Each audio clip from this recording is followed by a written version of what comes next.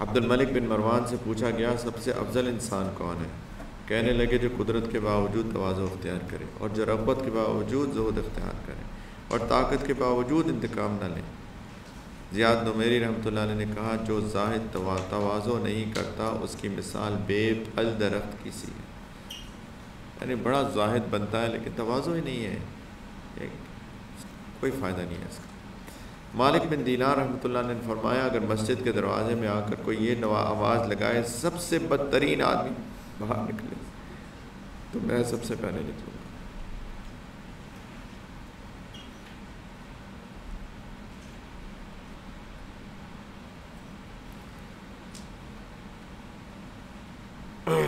عبداللہ بن مبارک رحمۃ اللہ علیہ نے جب مالک بن دینار کی یہ بات سنی تو کہنے لگے اسی لیے تو مالک مالک ہے۔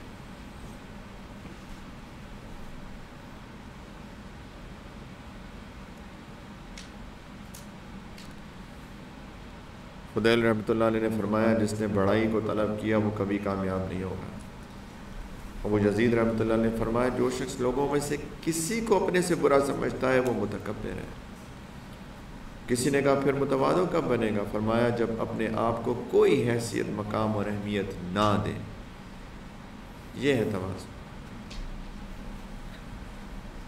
عمر بن شیبہ رحمۃ اللہ علیہ نے کہا کہ میں نے مکے میں ایک آدمی کو دیکھا جو ایک سواری پر سوار ہو کر بڑے یعنی تکبر سے جا رہا تھا اور وہ غلام اس کے آگے آگے لوگوں کو ہٹا رہے تھے۔ کچھ عرصے بعد میں نے بغداد میں پل پر ایک آدمی کو دیکھا جس کے پیر ننگے، بال لمبے تھے۔ میں نے غور سے اس کو دیکھا تو اس نے کہا کیا ہوا، مجھے غور سے کیوں دیکھ رہے ہو؟ میں نے کہا کچھ عرصے پہلے میں نے تمہاری طرح کے ایک آدمی کو مکے میں دیکھا تھا اور پورا واقعہ بیان کیا۔ اس نے کہا میں وہی شخص۔ میں نے کہا یہ کیا ہوا؟ اس نے کہا میں نے ایک ایسے مقام بے تکبر کا مظاہرہ کیا یعنی مکہ مکرمہ میں جہاں لوگ تواضع اختیار کرتے ہیں، تو اللہ نے مجھے اس مقام میں پست و ذلیل کر دیا جہاں لوگ اوپر چڑھتے اور بلند ہوتے ہیں۔ ابوبکر صدیق رحمۃ اللہ رضی اللہ تعالیٰ نے فرمایا کہ ہم نے عزت کو تقوی میں پایا، غنا کو یقین میں پایا اور شرف و مقام کو تواضع میں پایا۔ ہم نے عزت کو تقوی میں پایا یعنی کوئی اللہ کی نافرمانی نہ کرے، ادھر اس پہ عزت ملتی ہے بس۔ غنا کو یقین میں پایا کہ یقین ہو اللہ کو، انسان کا دل مستغنی ہو جاتا ہے، پھر کسی کے محتاجی نہیں ہوتی۔ اور شرف اور مقام کو تواضع میں پایا، اللہ اسی کو مقام دیتے ہیں جس کے اندر تواضع ہوتا ہے۔ تو اس کی بھی خدمت پہ لگ جائیں، لوگوں کی خدمت پہ لگ جائیں۔ لیکن یہاں بھی شیطان چھوڑتا تھوڑی ہے، خدمت کر کے بھی تکبر آتا ہے کچھ لوگوں کو۔ یہ لڑائی ختم نہیں ہے کبھی بھی۔ خدمت والے سمجھ رہے ہیں کہ وہ تو مستغنی ہیں اس سارے سیشن سے، انہوں نے کیا سننا، ہم تو خدمت والے ہیں۔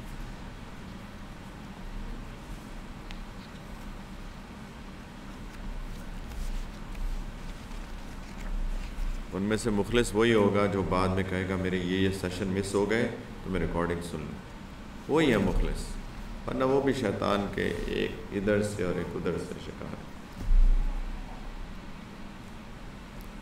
وہ چاہتا ہے کہ میں فائدہ اٹھانا چاہتا تھا لیکن خدمت بھی تو کرنی ہے کسی کو، تو وہ کر کے اب کہے گا، وہ پریشان ہے کہ میرے اتنی چیزیں میں نے سن نہ پایا، تو وہ جا کے بعد میں سنے گا بیٹھ کے۔ یہ ہے مخلص خدمت والا انسان، ورنہ کچھ نہیں بچتا، کچھ بھی نہیں۔ یہ شیطان سے جنگ میرے بھائیوں آخری سانس تک جاری ہے، یاد رکھیں۔ نہ شیطان کہیں جا رہا ہے نہ نفس کہیں جا رہا ہے، جب تک سانس میں سانس ہے یہ شیطان بھی پیچھے پڑا ہوا ہے اور یہ نفس بھی پیچھے پڑا ہوا ہے۔ بلکہ کچھ نے تو کہا شیطان کا سب سے بڑا حملہ ہی موت کے وقت ہوتا ہے، اس کا آخری ایک چانس ہے کہ کسی طریقے سے گمراہ کروں، تو سب سے بڑا حملہ اس وقت کرتا ہے۔ اسی لیے اللہ کی مدد چاہیے اس وقت کہ ثابت قدم رہے انسان ایمان پر۔ وَثَبِّتُ اللَّهُ الَّذِينَ آمَنُوا بالقول الثابت فی الحیات الدنیا وفی الآخرہ۔ اللہ ہی ثابت قدم رکھتے ہیں جس کو رکھتے ہیں۔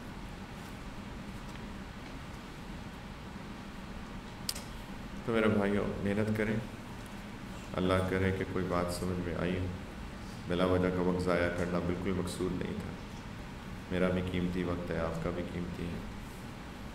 تو جو واقعی میں ہوگا عقل مند وہ نصیحت لے گا اور کچھ کرے گا اپنی ذات کے ساتھ۔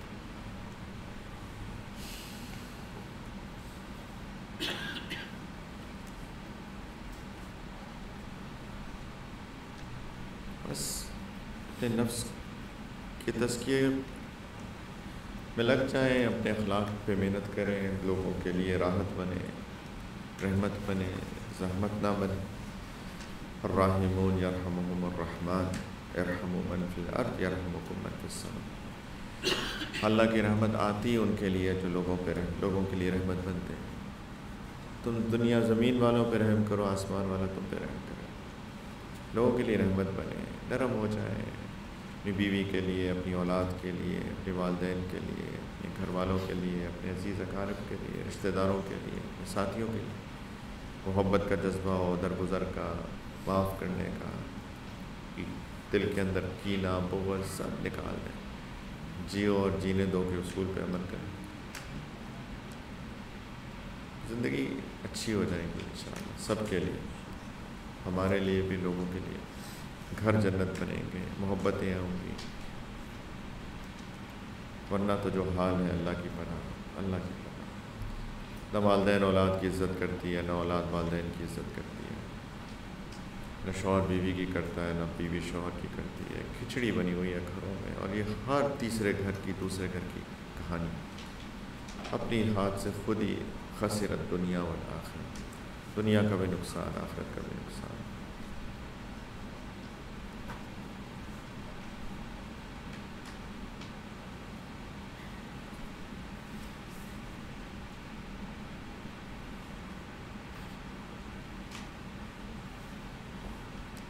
نہ خدا ہی ملا، نہ مثال صنم، نہ ادھر کے رہے نہ ادھر کے رہے، نہ دنیا ملی نہ آخرت۔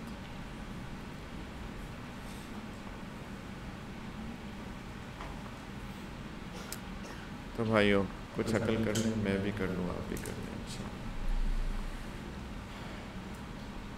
قد افلح من زکاہا وقد خاب من دساہا۔ وہی کامیاب ہے جو اپنے نفس کا تزکیہ کرے گا، جو خواہشات کے پیچھے چل پڑا وہ تباہ ہو گیا۔ تو انشاءاللہ یہ جو ایک بات سمری کیا ہے، صرف دو باتیں کہیں تفصیلی، اپنی نماز اچھی بنا لیں، دوسرا مخلوق خدا کی خدمت میں لگ جائے، اور اس کے لیے بہت ضروری ہے موت کو سامنے رکھیں،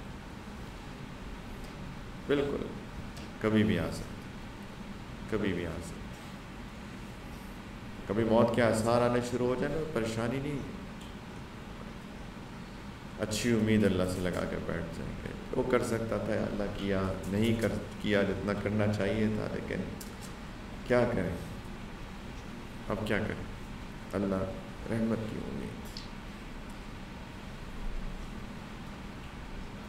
انا عند ظن عبدی بی، اللہ تعالیٰ فرماتے ہیں میں اپنے بندے سے اس کے میرے سے گمان کے مطابق اس کے ساتھ فیصلہ کرتا ہوں۔ تو جب آثار آنے شروع ہو جائیں، اور آنے والے ہیں سب کے پاس، تو پھر بس اللہ سے اچھی امید لگا کے بیٹھ جائیں، اللہ چھوڑ دیا آپ کے حوالے، اب آپ کریں، آپ جانے اور آپ کا کام، میں نے جو کرنا تھا کر دیا، میرا وقت تو ختم۔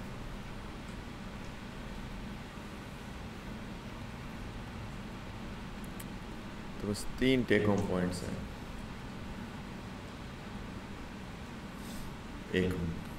ایک اوور آل امبریلا کے تحت کہ نفس کا تزکیہ کرنا ہے، نماز اچھی بنانی ہے جیسے کہ ہم نے بات کی تفصیل ہے، لوگوں کی خدمت کرنی ہے، لوگوں سے پیار کرنا ہے، محبت کرنی ہے، محبتیں بانٹنی ہیں، اور اس کے لیے ضروری ہے ان دونوں کے لیے موت سامنے رہے، نظر کے سامنے، اس کی تیاری میں لگے رہے۔ بس انشاءاللہ اگر یہ پوائنٹس واقعی دل میں اتار کے لے گئے تو یقین جانے 2 دن انشاءاللہ کامیاب، ایک فائدہ مند ثابت ہو۔ اگر نہیں محنت کی ویسے کہ ویسی جو کل تھی زندگی وہ آج بھی ہے، پھر وما علینا الا البلاغ، کام تو ہمارا بتانا تھا، باقی تو کرنے والے کا کام ہوتا۔ اللہ تعالیٰ عمل کی مجھے سب سے پہلے اور سب کو توفیق عطا فرمائے۔ وآخر دعوانا ان الحمد للہ.